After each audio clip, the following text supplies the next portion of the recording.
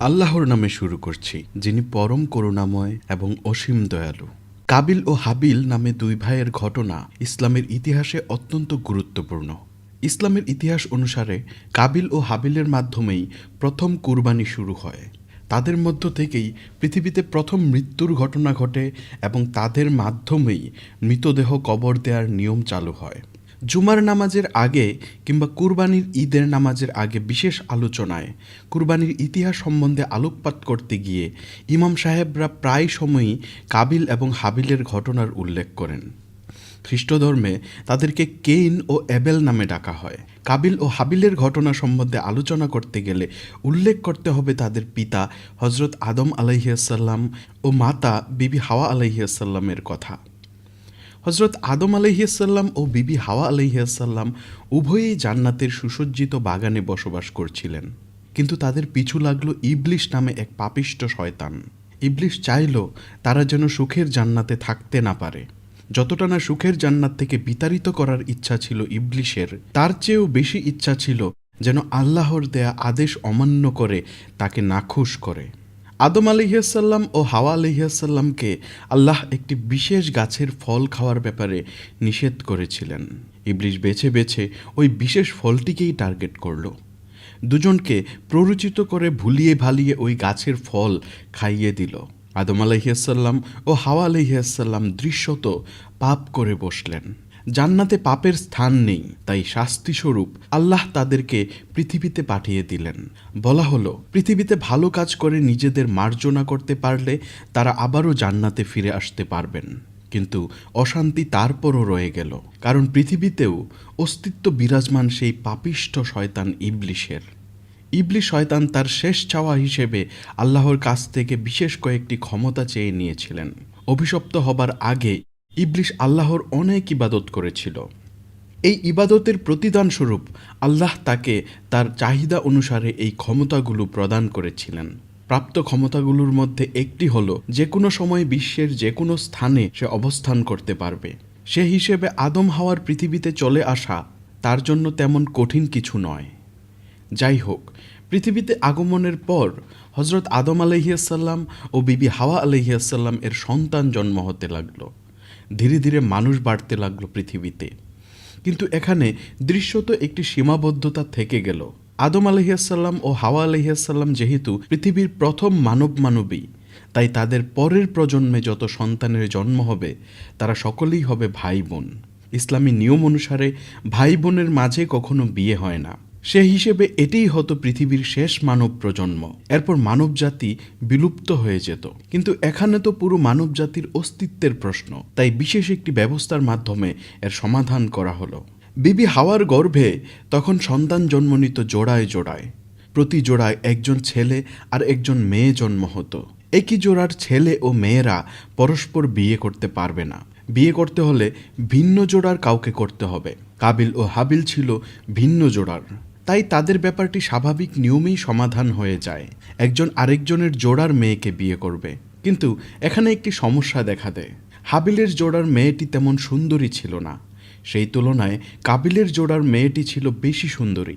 নিয়ম অনুসারে হাবিল অধিক সুন্দরী মেয়েটিকে পায় আর কাবিল পায় কম সুন্দরী মেয়েটিকে।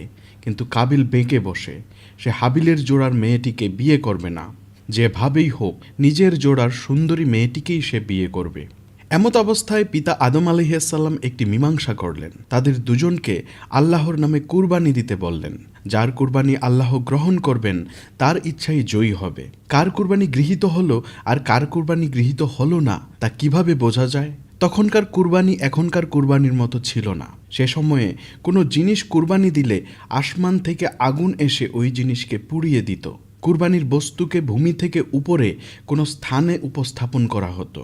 আকাশ থেকে আগুন এসে যদি ওই বস্তুকে পুড়িয়ে দিত তাহলে বোঝা যেত আল্লাহ কর্তৃক কুরবানি গৃহীত হয়েছে। পিতা আদম আলাইহিসসালাম এর দেওয়া মীমাংসা অনুসারে তারা উভয়েই কুরবানির বস্তু উপস্থাপন করল আল্লাহর কাছে। হাবিল একটি সুস্থ ও মোটা তাজা দুম্বা উৎসর্গ করল, আর কাবিল তার কিছু সবজি ও শস্য উৎসর্গ করল। তখন সবজি ও শস্যও কুরবানির জন্য উৎসর্গ করা যেত। কোনো কোনো উৎস থেকে জানা যায় হাবিল উৎসর্গ করেছিল উৎকৃষ্ট মানের দুম্বা, আর কাবিলের শস্য ছিল নিকৃষ্ট মানের। আল্লাহ হাবিলের কুরবানিকেই কবুল করলেন। উপর থেকে আগুন দিয়ে দুম্বাটিকে পুড়িয়ে দিলেন, কিন্তু কাবিলের শস্যকে কিছুই করলেন না। সে হিসেবে বিয়ের নিয়ম আগের মতোই রইল। হাবিল বিয়ে করবে কাবিলের জোড়ায় জন্ম নেয়া মেয়েটিকে। কিন্তু কাবিল এই অপমান সহ্য করতে পারল না। সে ভাবল, হাবিলের জন্য তার কুরবানি আল্লাহ গ্রহণ করেননি।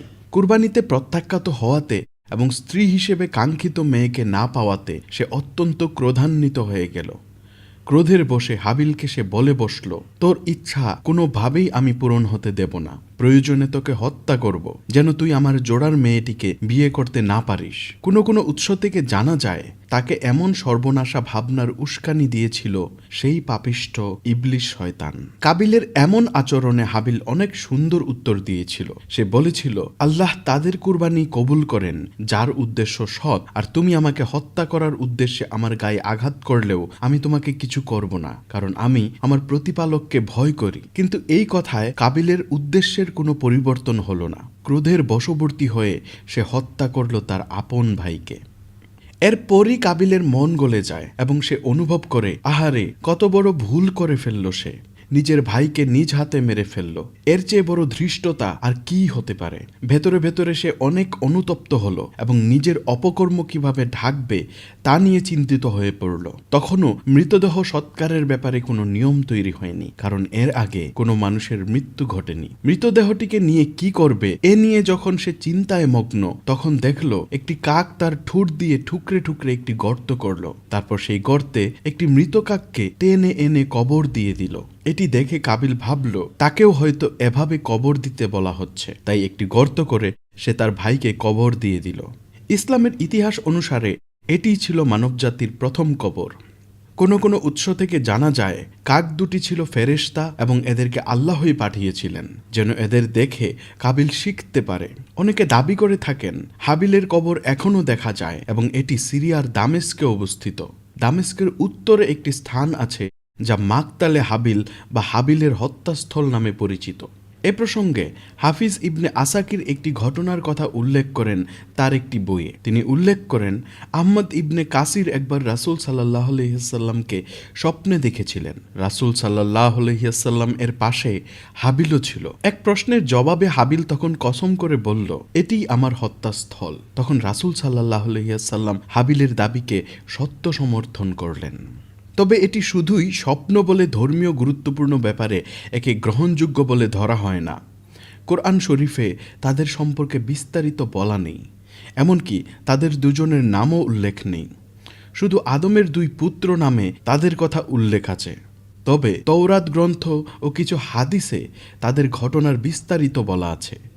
ইবনে কাসিরের লেখা আল বিদায়া ওয়ান নিহায়াতে এই ঘটনার সুন্দর বিবরণ লিপিবদ্ধ আছে। ইসলামের দৃষ্টিকোণে কাবিল ও হাবিলের ঘটনার তাৎপর্য অনেক। কাবিল ও হাবিলের ঘটনা উল্লেখের পরপরই কোরআনে অত্যন্ত গুরুত্বপূর্ণ একটি আয়াত আছে, যেখানে উল্লেখ আছে কেউ কাউকে হত্যা করলে সে যেন সমস্ত মানব জাতিকেই হত্যা করল, আর কেউ কারো প্রাণ রক্ষা করলে সে যেন সমস্ত মানব জাতিকেই রক্ষা করল। এ প্রসঙ্গে একটি হাদিস আছে। রাসূল সাল্লাল্লাহু আলাইহি ওয়াসাল্লাম বলেছেন, পৃথিবীতে যখনই অন্যায়ভাবে কোনো হত্যাকাণ্ড সংঘটিত হয় তখন পাপের একটি অংশ অবশ্যই আদমের পুত্র কাবিলের উপর পড়ে, কেননা সেই প্রথম ব্যক্তি যে অন্যায় হত্যাকাণ্ডের সূচনা করে।